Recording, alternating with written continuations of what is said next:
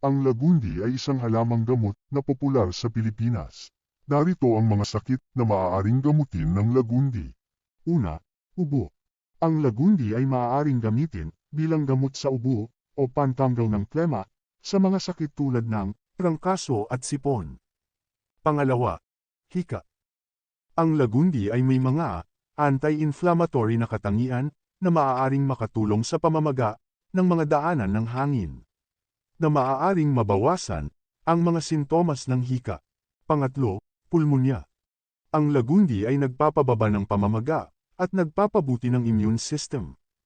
Ito ay maaaring makatulong sa paggamot ng pulmonya at iba pang mga impeksyon sa baga. Pang-apat, sakit sa lalamunan. Ang lagundi ay may antibacterial at anti-inflammatory na maaaring mabawasan ang pamamaga at sakit sa lalamunan. Panglima, trangkaso.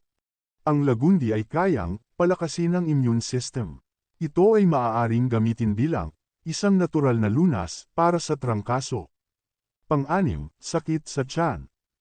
Ang lagundi ay maaaring gamitin bilang panggamot sa mga problema sa tiyan tulad ng pagtatae, pagduduwal, at sakit ng tiyan.